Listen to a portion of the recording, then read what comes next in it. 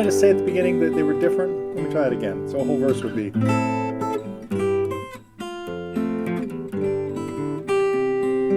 Right, so the first one comes home, the second one lands on 5.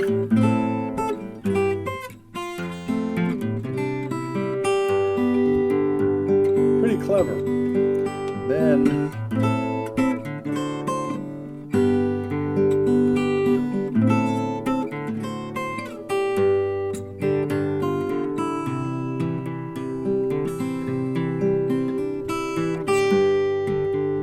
let's see what happens. Oh.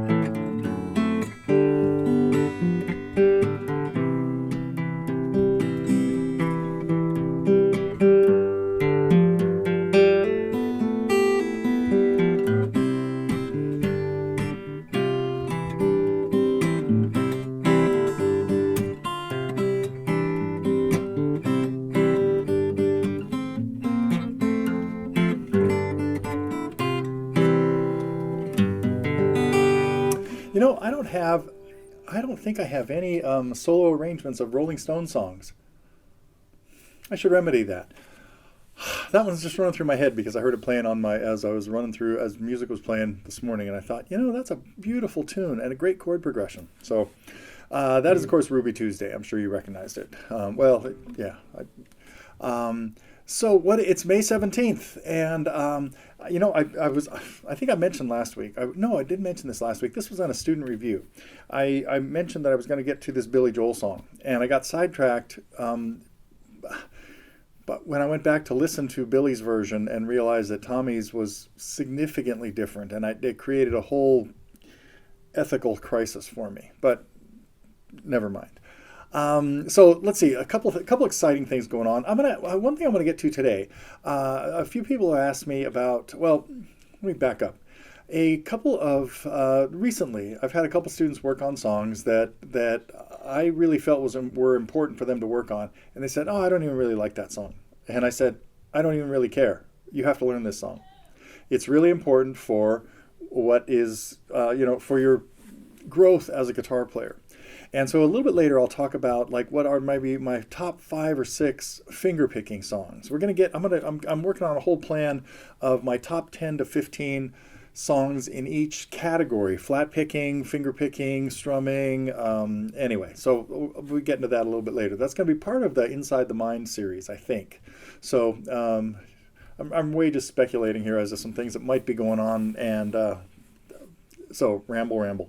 So I'll get to my top 5 finger picking songs in a little bit. Have a few other little announcements first. One is the 3-minute challenge. Congratulations to Steve, who has got a set of Santa Cruz strings. This set is going in the mail today, and on its way to Steve for having his name drawn out as the winner of week 1.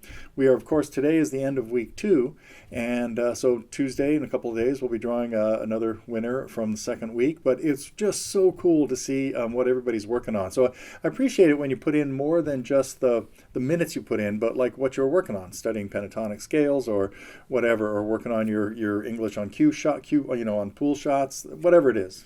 Oh, that doesn't count. It does if you've got your guitar in your hand while you're doing it. So anyway, so that's one big piece of news. Congratulations, Steve. The strings are on the way. And like I mentioned a few weeks ago, that's what I have on this guitar right now, and I really like them. They really feel like they're about 3 or 4 weeks old now, and I'm not feeling like they're rusty and crusty and I got to get rid of them. So I'm becoming a fan of the Santa Cruz strings, even on. Well, I've got them on my Santa Cruz guitar, which is over there right now. But this on the Claxton, I've got them too. Let's see. Big news this week is we have updated the the IGC site that has all kinds of information, and with the fall date, September 9th to the 13th, we have more than half of the spots have been snagged by returning campers, but we've got a limited number of spots available right now. And if you're watching this, you should be getting an email that has a link to it. But even on the site, there's a $300 discount right now for anybody that signs up in the next, we're calling it the early bird discount. And usually we do the early bird discount about a year in advance, but a year in advance we were planning the April camp, and so this time we're only like 5 months in advance. So we're going to run a short special, $300 off if you sign up soon, and limited spots. We're keeping this one limited to 32. So let's see, there was a couple of the new things that did come out. I got to a review of Steve working on, I guess I should grab a capo and play a little of this because it is a fabulous tune. See if how much of it I can remember right now, but yeah. So Tommy Emmanuel did a great arrangement of Billy Joel's "And So It Goes." There we go.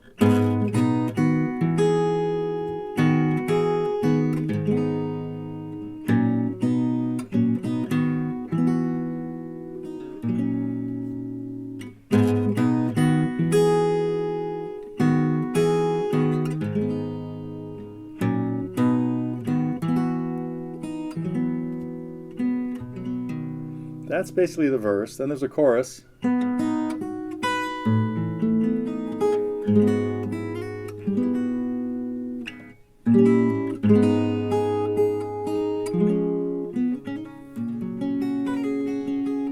Little fancy embellishment that Tommy did. And then the second half of the chorus starts off the same.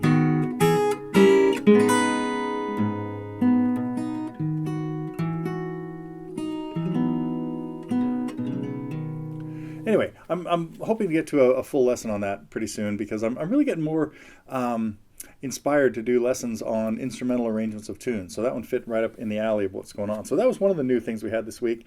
And the other was, I fired up the fly on the wall camera, and we had a video of Fred working on Layla with some complicated going against the grain, accenting notes that are on ands by hitting them as a down, which is kind of contrary to standard strumming technique. It's more advanced strumming technique. So, and what else? Oh, he's working on Scarborough Fair as well, I think. Yeah. So anyway, hope to get more fly on the wall lessons coming up soon because as most of you probably know, that I really think it's important to eavesdrop on other people's lessons. You pick up all kinds of stuff. So now that the weather's a little bit nicer, I'm out in the studio a little bit more, and more fly on the wall things coming up soon. Let's see. I think that is it. Okay, now I want to get to my fingerpicking songs that everybody should learn whether you like them or not. And this is going to sort of go in level of difficulty order. So a really important thing for fingerpicking is to start with a simple arpeggio song. House the Rising Sun. And in my lesson on this, we take this from being a beginning fingerpicking song to being an intermediate song by learning to put down your fingers on each of these chords in the order you're going to play them. So when you go to the C, no big deal, but the D chord, you want to do this and not slap the whole chord down at once and have some of the notes come out because you didn't get it clean. Same thing with the F, going for the bass note first. Oh, is there anybody out there is another good one for that.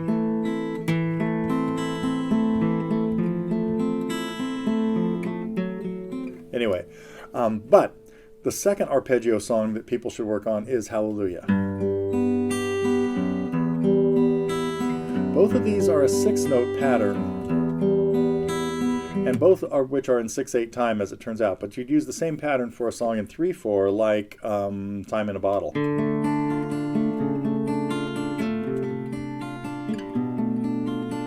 So it's a 6-note pattern: thumb 1, 2, 3, 2, 1. The last arpeggio one that I'm going to mention is Babe, I'm Gonna Leave You. It's a little more complicated, but it's an 8-note pattern.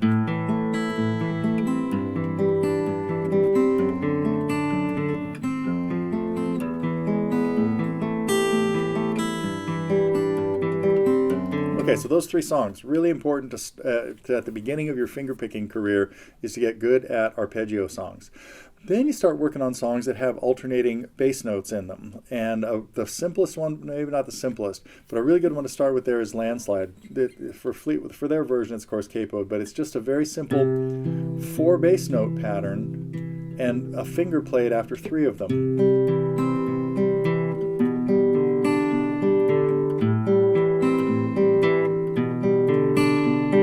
Only uses the middle 4 strings, at least in the verse. 3 chords: C, G with B in the bass, A minor 7.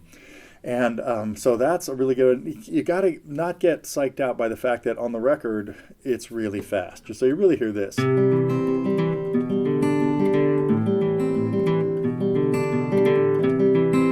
But slowly, you want to be able to do that. Then we take that to a couple different places. I think the best one for this that is slower and that starts branching out because it uses more strings is Brain Damage. A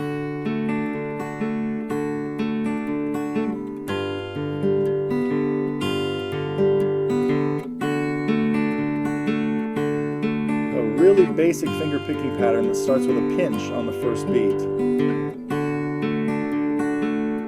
And nice little unusual chords.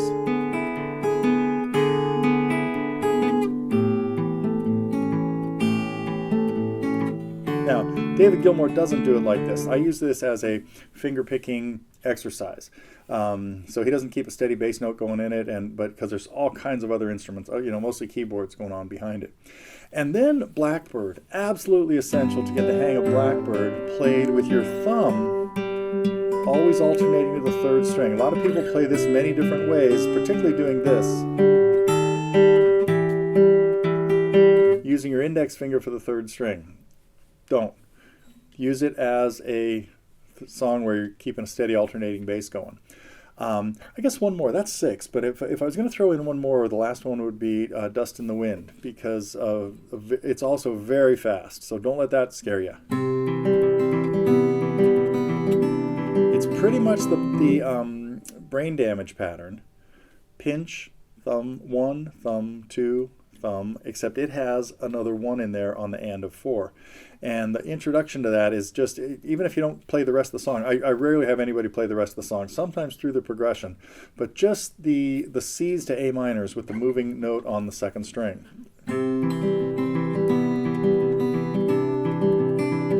All those are like essential fingerpicking songs.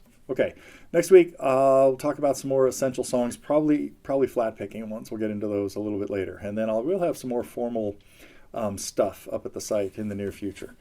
Let me wrap up.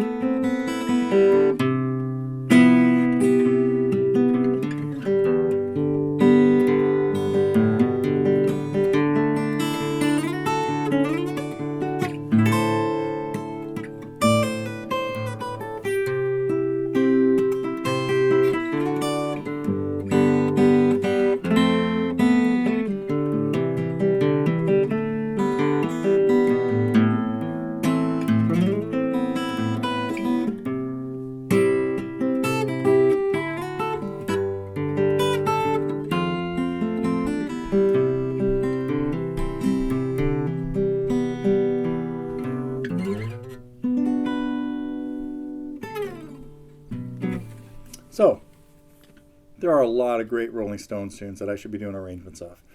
Remind me of that if I drop that ball over the next few weeks. That's got to be on my plate. Okay, I will. Yep, nothing unusual. Should be back next week.